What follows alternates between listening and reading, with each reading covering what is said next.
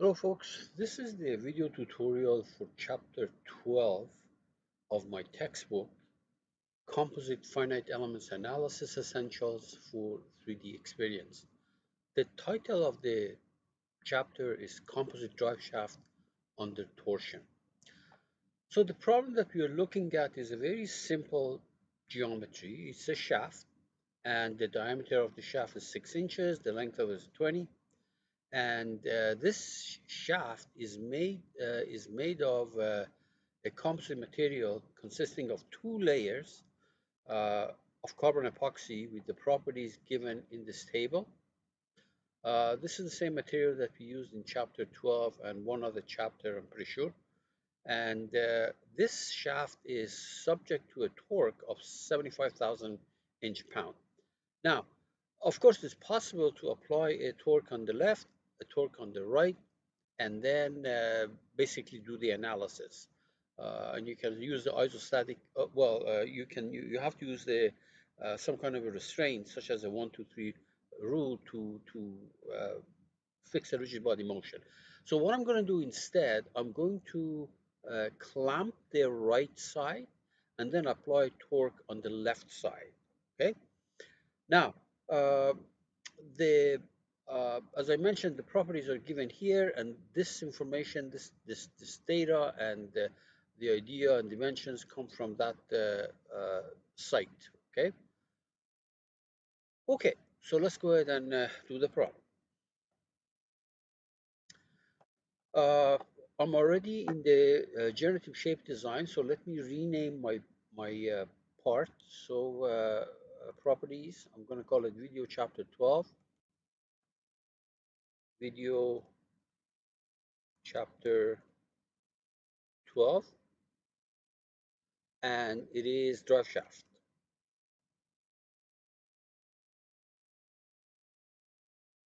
Okay, and immediately we're going to save it. I've already set my preferences so that the units are exactly what I want. Okay, so on a convenient plane, on that vertical plane, I will sketch a circle, and I'm going to center it at the origin. Okay, center at the origin of diameter 6 inches. So this is diameter, make it 6 inches, and exit. And we want to extrude this, so click on the surface tab right here, and there is the extrude, and click this mirror, the mirror symmetric extrusion, okay, and the length in each direction is 10, so that's going to be 20 inches altogether. Okay, so that is my geometry basically. So it's a hollow shaft, as you can see. Okay, now let me create a coordinate system here. So I'm going to go to Essentials, the coordinate system. This is going to be used as my rosette. It places at the global origin, and it's aligned initially with the global coordinate system. Now, there's one more thing I want to do. I want to extract the boundaries of this shaft. Okay. Now, the reason I want to extract that is that later on, when I create my plies, I'm going to use these two boundaries as the contours of the ply. Now, you may be tempted to use this sketch, as I have done it in many other chapters. I use a sketch, but the geometry, of course, was like that, was not like this. But if you do that, you're going to only apply half the length that you want. Okay, so the boundary is under the transform tab right there, and there is the boundary. And select the surface, and notice these two boundaries will be extracted and it will be reflected in the uh, tree. I think I probably canceled this, so let me try it again. There we are. Say okay. Good.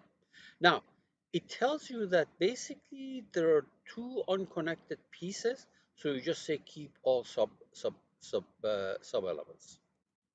And notice that now there is a boundary branch in the tree, and it consists of these two disconnected curves, basically. Okay, save everything.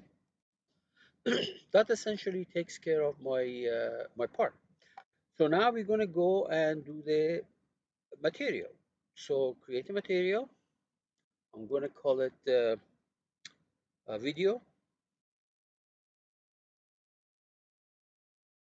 video, chapter 12, drive shaft.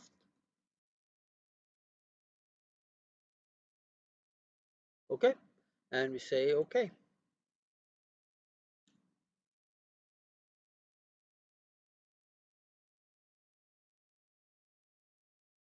All right there. So right click. First of all, the composite piece of it. The thickness of the ply is 0.1. I think that's what the ply thickness was. See for a second. 0.1 inch. Yep. Okay, 0.1. Say okay. Secured thickness. And right click for the simulation portion of the material data. So on the structures, Abacus Multiphysics, mechanical, elasticity, elastic, and we are doing 2D orthotropic, or what is called lamina in 3D experience. So E1 is 20 e to the 6. That's the modulus along the fiber. This is transverse, so this is going to be 1.2 e to the 6. Poisson ratio is 0.25. And shear modulus in the 1-2 plane is 800,000 psi. 1, 2, 3, 4, 5. And these two are going to take, I'm going to take half of that. 1, 2, 3, 4, 5. And 4, 1, 2, 3, 4, 5. Okay. And we say okay.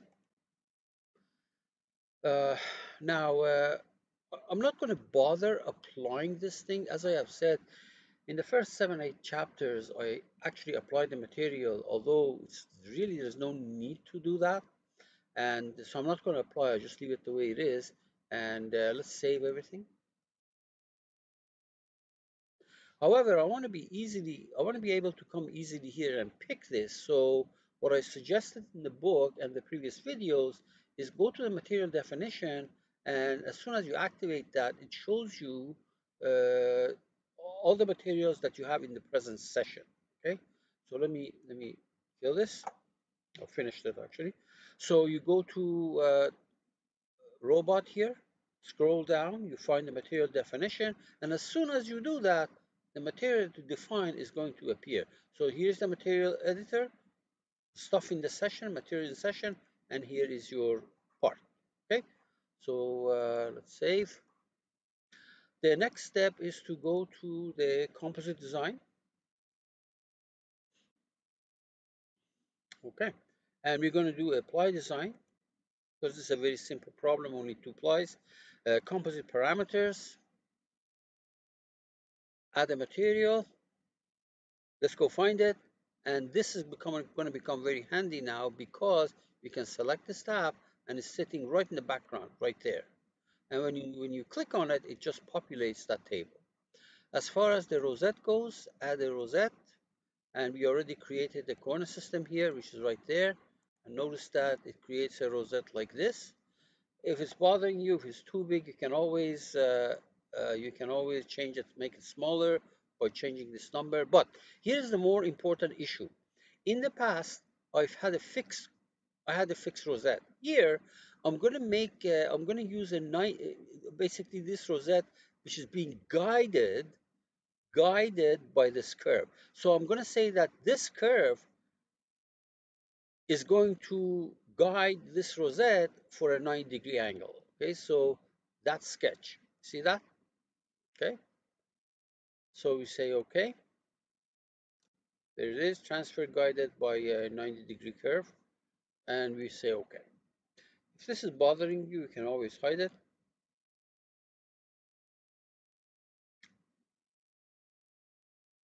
There we are.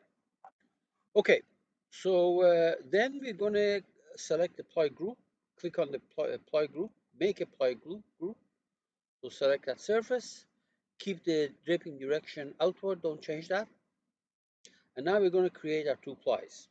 Okay, so ply, notice that nothing is happening because at the bottom left corner of the screen it says selected the ply groups or sequence or ply. Okay, so obviously it's expecting you to select this ply group. And then it says, okay, what is your contour? Where's the contour of the ply? Remember I extracted that boundary right there? Right there? So you select it. Both of these are selected. Under the attribute, this is the 45 degree. Ply number one is a 45 degree ply. So one ply is created here. You can see that right there. And another one, select the ply group. Same boundary. Attribute, this is going to be minus 45.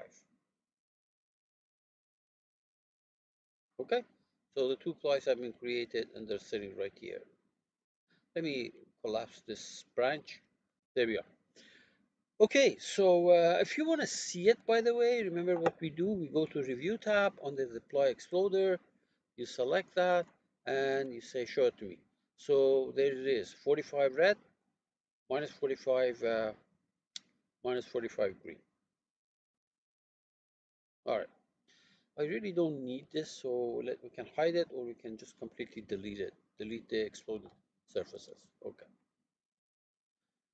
All right, so we're done. Now we're going to go to the structure model creation, where we're going to mesh this surface, keep the defaults.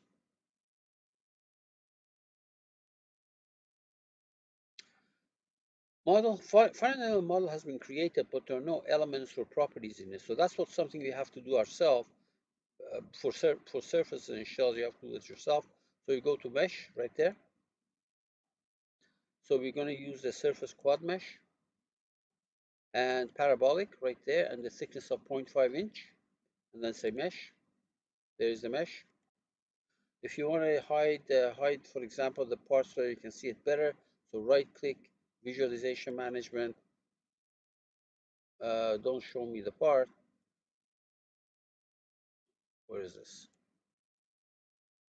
There we are. This is your mesh, and if you want to see the part, show. You don't want to see the mesh, hide, right there. Okay, so I'll just leave it the way it is. Now, we already created our elements. Now we're going to create our properties. The properties, you can't do it here. You have to go to model. See that? You have to go to model. Properties, and it's a composite shell section. The support is that extrude, either from here or from there, either way, it doesn't matter. And for the support, you, oh, we already selected support. For the composite, we do it by plies. And this is the ply group that I created, so it's selected. And go to the advanced and say, okay, don't give me any offset. In other words, make sure that when you create the composite shell, composite material, this surface that you see on the screen is the middle surface. No offset. There we are. Okay. So finite element model has been created. It has elements in it, nodes and element, and it has properties. So let's save everything.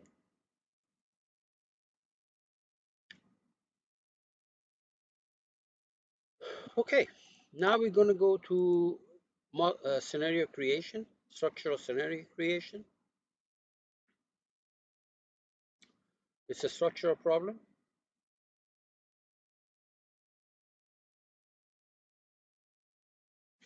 The two red exclamation marks here, let's get them out one by one.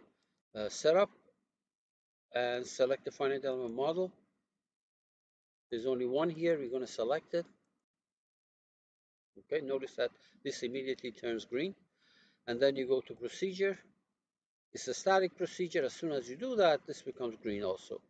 And the only thing that we want to do is to make sure that the geometric nonlinearity is not included. So I went to the advanced arrow and unchecked the include geometric nonlinearity.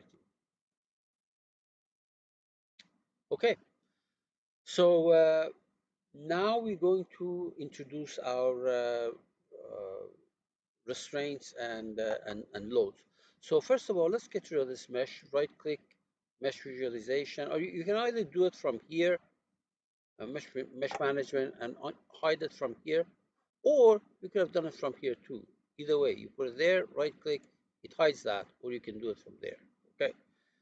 So as far as, the one thing you have to remember, and I keep saying that, before you apply the loads and restraints, make sure several things are hidden. For example, stacking is hidden. Right click, hide. Because you don't want to accidentally select one of the boundaries of the ply and apply a restraint on it or a load on it. It won't work. And then go here and hide the boundary. Right click, hide the boundary. The boundary is hidden. And the sketch, I don't have to hide the sketch here, but in other problems where the sketch may be interfering with our restraints and load, you can hide it. Okay. So in the book, I also ask you to hide this, but really there's no reason to hide that because it's not interfering with my restraints or loads. Okay, good. All right. So now we're going to go under restraints.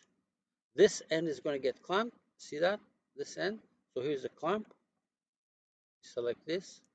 It's clamped right there. You see this? Fortunately, in 3D Experience, this clamp icon is not very. It's not a good color. That's why you can't see it easily. And then we want to apply a torque here. So we go under the force, under the load, not here, under force. We have a remote torque. Okay. So you select this edge, and as soon as you select this edge, corner system appears here. So the torque that I want to apply is about the x-axis. So if your corner system here is different from mine, then you have to make sure that it's applied along the axis of the axis of this shaft. Okay, in my case it's x. So I put 75,000. 1, 2, 3, and that's pretty much it. Notice that when you do that, this icon appears here, which means you're torquing it. That's pretty much it. Now, of course, later on, I'm going to be coming here and I'll come back and do something for you, okay? So, because you'll see why. So first of all, let's go to simulate. Let's do the model and scenario check. Before I do that, let me ask for some extra output. So let's get the stresses. Ordinarily, you get these stresses, except that you may not get it at all the points that you want. So what I want is by layer, and I want all three positions. In other words, top, middle, and bottom. If you don't want the middle, you're probably okay. You don't have to ask for extra information. So you're fine. Now we're going to do the scenario check, model and scenario check. Hopefully there are no error messages. I have a feeling that this is okay. See, let's check. Simulation check.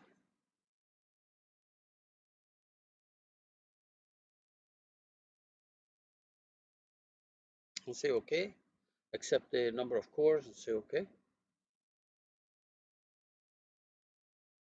This is in case you have access to other cores, more cores, either on your system or on the cloud. You can set it from here.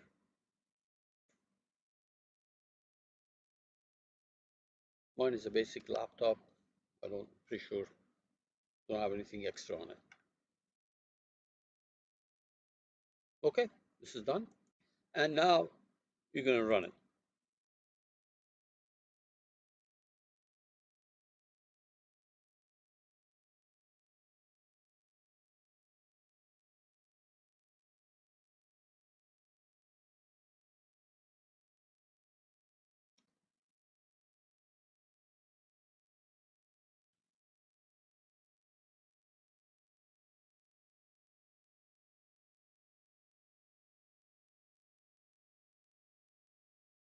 Yep, it finished. Now it's extracting the results, and we can look at the results in just a second. Okay. All right, first of all, this is the frame one. Frame one is no load is applied. So this is where the total load is applied, and there we are. Okay, and what you see there is the von Mises stress. Let me close this. Von Mises stress. And you might say, well, what the heck is happening here? That's because notice that you're applying a torque there and you're too close to the boundary, and this boundary is treated as rigid under the applied remote torque. So we want to stay away from this. Is not realistic, okay? We want to stay away from this. And the same thing, it's the same thing with the displacement. You look at the displacement, it looks like that, okay? So we want to stay away from these. And what we're going to do is the following. We're going to create a group. So let me close this, okay? So in order to create a group, you need to go to model. Okay, there we are. And there is a group tab here. The different ways of making groups. The one that I'm going to use called the spatial, what is that? Spatial group. I have already used manual group in some of the other chapters when I wanted to pick specific node or specific element. But here I just want to make a gross selection. So spatial group. You can create a sphere or a box. So in the book I use a sphere, and you want to get the elements within it, or you can get the nodes within it. And then so you go and select the put the cursor here on the screen somewhere in the middle, and then drag it. There is my sphere, okay? And then we say okay. So what we have done is we have created a spatial group. And what we want to do is we have to run this. We have to run this in order for us to have access to the information in that within that sphere. So we're going to go back to scenario, run it, and I'm not going to check it because we already know everything is okay.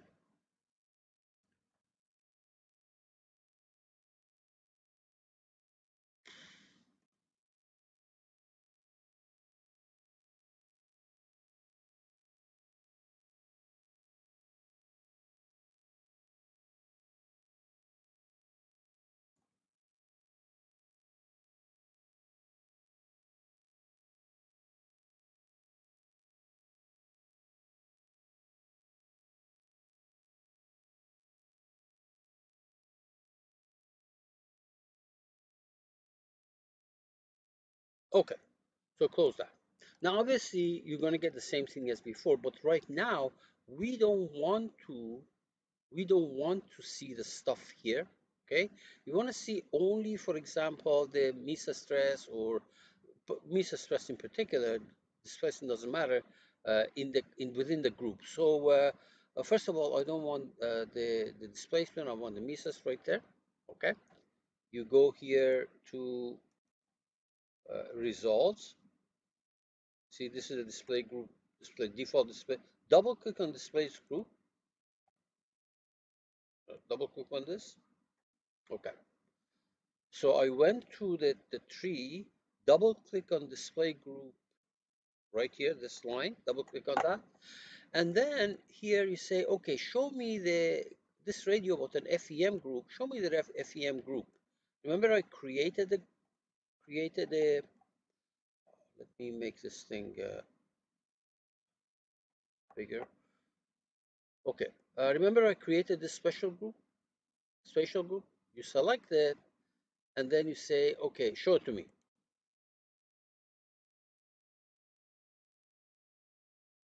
Okay, this actually eliminates, removes this guy from this, what I had on the screen. If you want to see everything, okay, let me see now.